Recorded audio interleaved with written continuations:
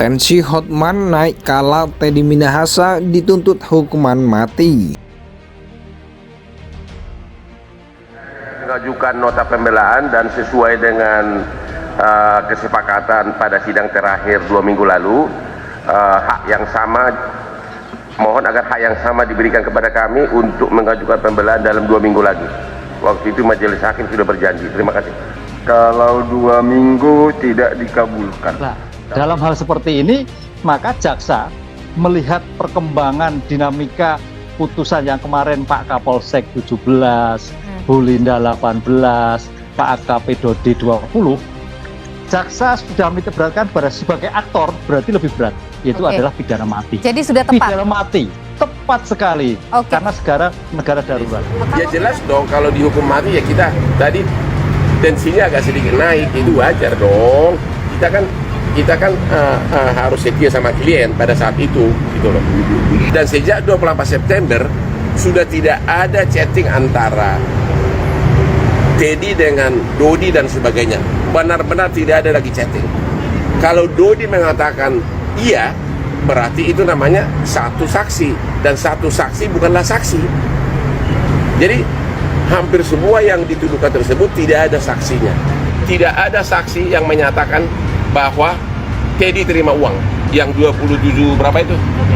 Tidak ada saksi. Itu hanya pengakuan Dodi.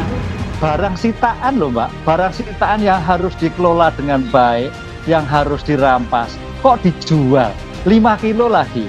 Dan yang menjual siapa? Penegak hukum lagi, polisi perwira lagi, jenderal lagi. Dia memerintahkan menjual, mengganti. Tidak ada penyesalan, nggak ada penyesalan loh Mbak. Kalau kita lihat, lain dengan yang lain. Pak Teddy, Pak Dodi itu ada penyesalan ini enggak. Jadi kayaknya ini memang suatu yang sangat cukup serius, sehingga sampai penuntut umum itu tidak memberikan dasar yang meringankan.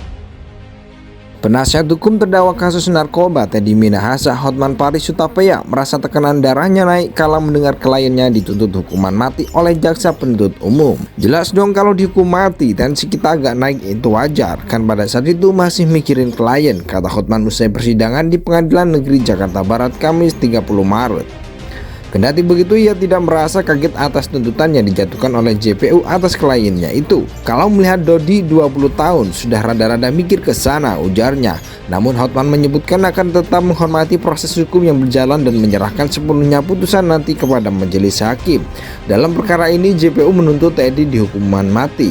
Dalam perkara ini, JPU menuntut Teddy dihukum mati. Ia dinilai secara sah dan meyakinkan bersalah melakukan peredaran narkoba secara ilegal. Dia dinilai terbukti melanggar pasal 114 ayat 2 UU RI nomor 35 tahun 2009 tentang narkotika junto pasal 55 ayat 1 ke 1 KUHP. Perkara ini turut melibatkan Dodi Kompol Kasranto, Aibtu Janto P. Situmorang, Linda Pujastuti alias Anita, Muhammad Nasir, dan Samsul Ma'arif. Tuntutan Teddy jauh lebih berat dibanding terdakwa lainnya. Dodi dituntut jaksa dengan pidana 20 tahun penjara dan denda 2 miliar subsidi 6 bulan bui. Sementara Linda dituntut pidana 18 tahun penjara dan denda 2 miliar subsidi 6 bulan penjara. Sedangkan Kasranto dituntut pidana 17 tahun penjara dan denda 2 miliar subsidi 6 bulan penjara.